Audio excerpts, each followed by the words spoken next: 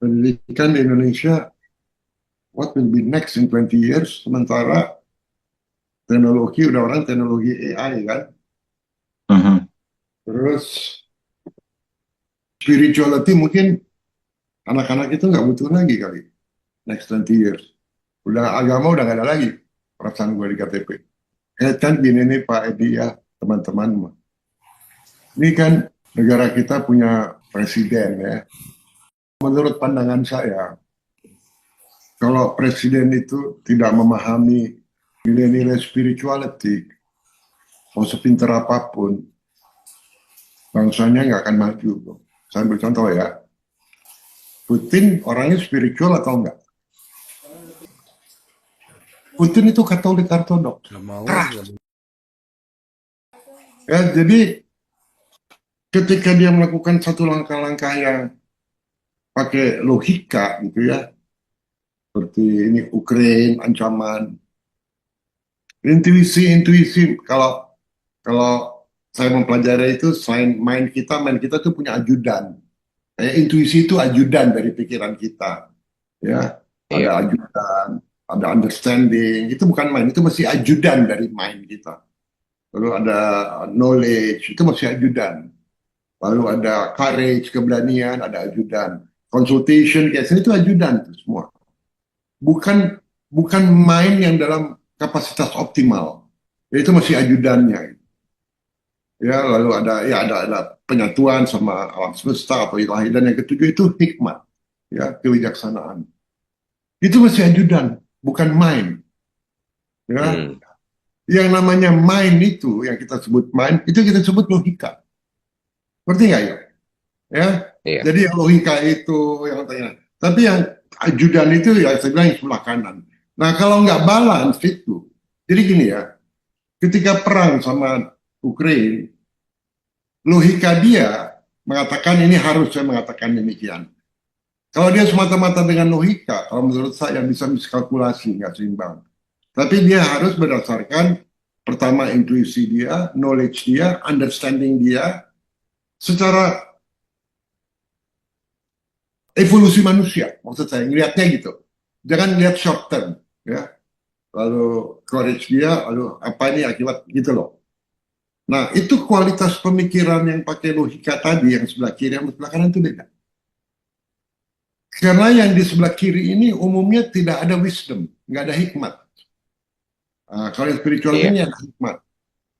Jadi seorang pemimpin menurut saya perlu itu, ya, perlu ada. Saya ambil contoh Donald Trump, whether you agree or not ya, sama dia.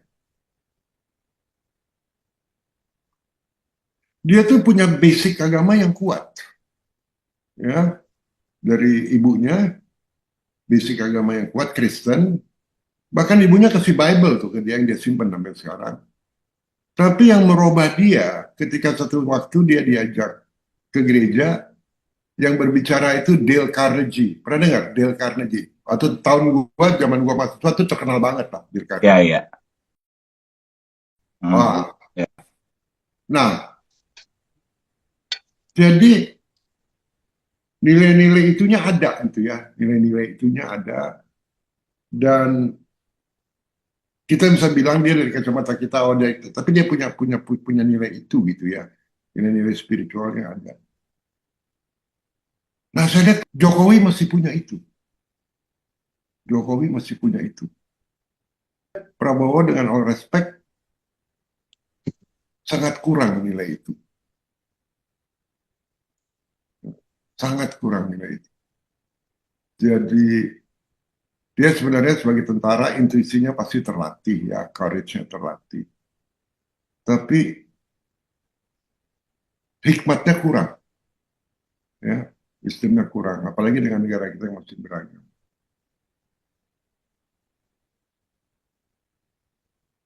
Nah, kalau kita bicara negara presiden, nah sekarang kita anggap negaranya rumah tangga kita.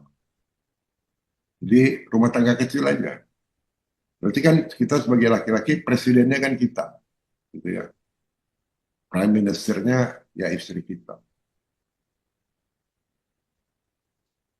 Jadi sebenarnya seorang ayah itu Selain dia harus punya logika, kita ngajarin logika ya tadi kayak Pak Edi sama Pak ini Iya, Tovan.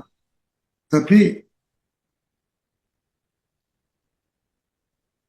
sense mengenai spirituality-nya juga menurut saya ya ke anak tuh harus dalam, bro.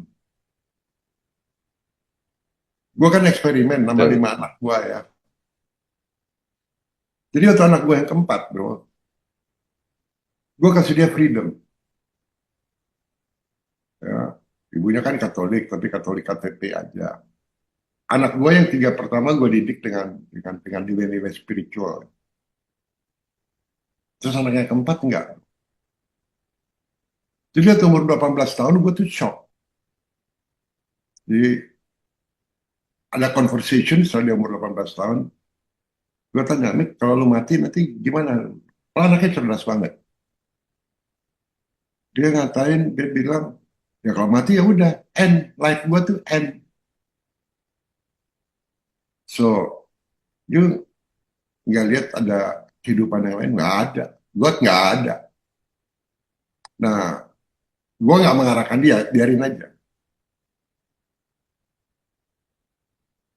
Itu the way dia hidup, cara dia hidup. Dia sekarang baru beberapa tahun, 25 tahun. The way dia hidup itu,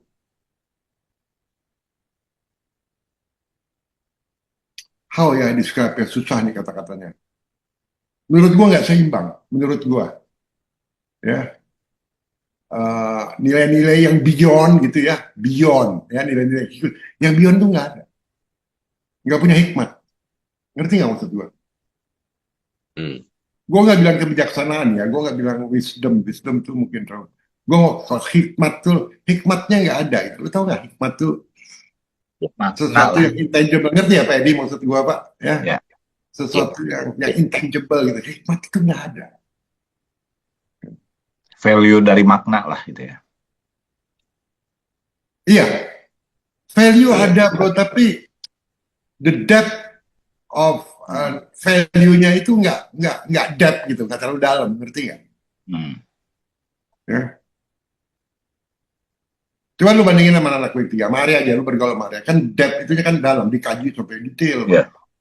Nah, jadi sedih banget gue lihat dia gitu. Tapi in a way gue bilang ini salah gue juga, karena gue membebaskan. Gitu. Jadi kalau gitu cara didiknya gimana? Nah, bini gue yang kedua ini Katolik, tapi sama sekali nggak spiritual, sama sekali. Sangat materialis, sangat material, bukan spiritual, bukan materialistik ya, sangat nggak spiritual. Terus gue bandingin sama bini gue yang pertama yang spiritual, bukan agama, spiritual. Produknya, outputnya ya, ke anak-anaknya beda. Jadi hemat saya di sekolah itu pelajaran budi pekerti jadi penting. Setuju. Karena kalau next 20 years udah ada AI tapi budi pekertinya, hikmatnya nggak diajarin, eh, nggak beres, nggak beres. Artinya kan kalau pemahaman eh, makna yang mendalam tentang hal itu sangat penting sebagai sebuah standar dan acuan. Cuma memang agak sulit ketika kita mau membicarakan hal tersebut. Itu butuh waktu dan bertahap kalau menurut saya. Dan itu sangat-sangat penting dalam membuat keputusan. Keputusan dalam hidup ya. Itu penting sekali. Sebuah standar acuan yang harus ibarat kapal itu ada lampu penuntunnya gitu loh. Jadi saya sambung ya ke Pak Edi ya, penuntunnya Iya, itu ada di budaya. Ya, ada di budaya Jadi budaya itu jangan kita lihat dari makna aja, tapi di budaya itu selain dia ada value, dia ada gesture, ada gesture. Ya. Iya, Ini ya contohnya gini, betul. contohnya ya. Jadi kalau kita mau ambil nilai-nilai budaya kita, menurut saya kita harus ambil hanya satu aja, hikmatnya aja. Ya, hikmat sama gesturnya. Hmm. Contohnya gini, dulu kalau saya sama bini saya almarhum nyetir mobil gitu malam, terus ada stopan, kan suka ada orang pakai apa kecapi tuh, cak-cak apa, tamborin, minta uang. Bini gue tuh langsung kasih, dia nggak tahan deh gitu, dia langsung kasih. Gue bilang jangan dikasih. Kenapa? Nanti dia jadi males. Kalau semua orang ngasih, dia jadi males. Maksud gue untuk mendidik kan. Iya, Dia mau kasih lagi, gue bilang jangan. Nah, dia nurut sama gue kan. Tapi gue perhatiin tiap kali mobil berhenti, ada yang ini, dia nggak mau lihat orang itu, dia nyelitin gue aja. Dia buang mukanya, dia nggak tahan dia tuh. Nah, berarti kan dia punya Empati. sesuatu feeling ya yang gue nggak punya. Ya, gue pakai logika ketat, ya. Nggak boleh nanti malas kan gitu kan. Kalau dia nggak, mungkin kan dia perempuan. Nah, setelah dia meninggal, gue beda, berubah. Ya, berubah. Gue ngasih uang ke pengemis itu feelingnya nggak sama bini gue. Kasih aja, supaya dia jauh-jauh dari gue deh. Ini sebagai social responsibility gue. Sampai hati gue terketuk, ketemu si Uti itu, cucunya Pak Harto. Gitu ada pengemis, datang, dia buka jendelanya, dia nggak tutup. Bro. Kalau gue kan tutup. Dia buka jendelanya. Seret, berarti dia gini. Kasih gesture aja bro. Gue kaget gitu ya. Terus pengemisnya juga, orang bilang, hormat juga gitu sama dia. Terus gue tanya, lu yang ngajarin ini siapa? Oh itu budaya Jawa Pak. Wah gue terkesan banget.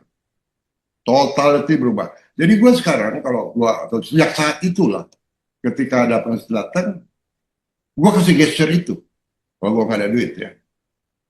Itu satu ya. Nomor dua, nah itu maksud gue hikmat tuh di situ. Gue dapat dari budaya Jawa justru. Di Barat nggak ada itu.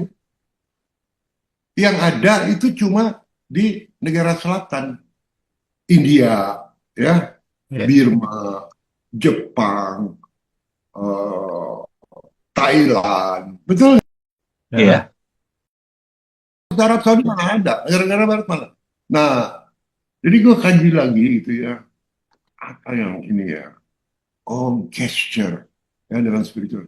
Nah, kita bisa juga lihat gesture ya, misalnya pejabat-pejabat kita, kalau ada meeting, anak pemimpinnya datang, terus kasih begini kan, nggak ada meaningnya, ngerti nggak? Lu nggak rasa ada ketulusan gitu. Itu hanya sebagai apa pro forma aja, ngerti nggak? Ya.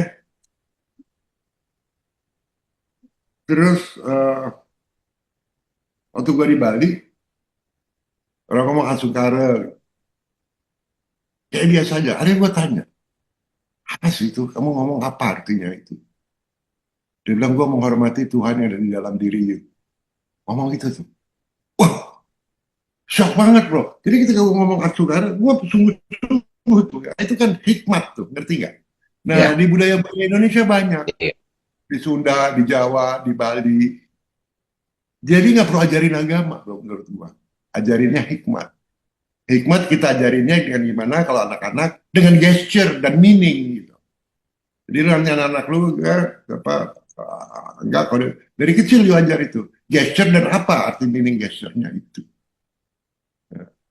Di Bali banyak orang yang mengasuh tapi hanya sekedar ngomong juga formality, nggak jadi budaya dalam pengertian Ya. embedded di dalam darahnya, dalam DNA-nya.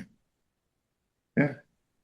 Nah, gue perhatiin ya, setelah itu perlakuan gue ke istri gue sama anak-anak gue jadi beda.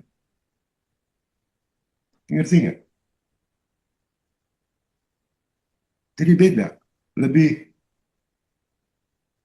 lebih loving lah, lebih cinta, lebih ngerti. Itu menurut gue spirituality, bro. Jadi budaya kan agama lahirnya dari budaya. Jadi menurut gua Taufan kalau menggali budaya itu yang hikmatnya aja kita gali. Ya. Kalau soal yang teteh bengek nggak usah repot. Kuncinya aja yang hikmatnya itu. Itu contoh. Ya, nilai. Betul. Setuju, Prof. Nah, misalnya tadi dia bilang ya, spiritual. Gua kadang-kadang di TV gitu ya, atau orang tua gitu ya, datang terus anaknya datang cium tangannya. Kemudian ngertinya dia nih artinya, atau jadi kebiasaan aja. Hanya kebiasaan aja kan cium tangannya. Ya. Benar nggak? Iya. Nggak pakai hak ya. Apa ya? Ngerti nggak maksud gua tuh? Iya. Jis itu. Jadi ritual gitu loh. Nah, cium tangan, dapatkan cium tangan, atau mungkin cium. Lama-lama jijik gue lihat, tapi gue nggak bisa menghakimi ya. Tidak Ya. ada kedalaman makna ya, Prof ya. Kedalaman makna itu jadi nilai gitu loh. Gue mau cerita nih ya, true story nih. Ini kejadian 4 hari yang lalu. Jadi salah satu dari kita ini, dari grup kita ini, telepon gue jam 2 pagi. Dia ditabrak sama mobil dari belakang. Bah! Ada berhenti. Atau berhenti, dia cek semua aman. Dia turun, siap untuk perang. Siap untuk berantem. Lalu dia ikut diskusi-diskusi kita. Siap untuk berantem, waktu lihat yang nabrak itu ada 6 orang di dalam, laki semua. Perang nih gua. Nah, terus yang nabraknya itu turun. Waktu turun dia langsung bikin gini. Gesture aja, bro. Terus gimana dia? Kalau lu ditabrak, terus dia langsung gini gimana? Begitu keluar, dia langsung gini ke dia. Artinya apa? Gue maafin lo. Kira-kira kalau orang itu bajingan gimana? Kan gitu. Jadi kita melakukan gesture itu bukan untuk cari selamat, tapi really karena kita punya hikmat. Kenapa hikmat kita gimana? Itu orang kan nggak mau tabrakan, dia melakukan mistakes. Ya, bukan dosa, itu mistake, kesalahan dia. Lalu kita datang, pasti orang itu dalam keadaan takut, betul nggak? Karena dia salah. Kita yang ditabrak, kita keluar, kita gini. Kira-kira gimana?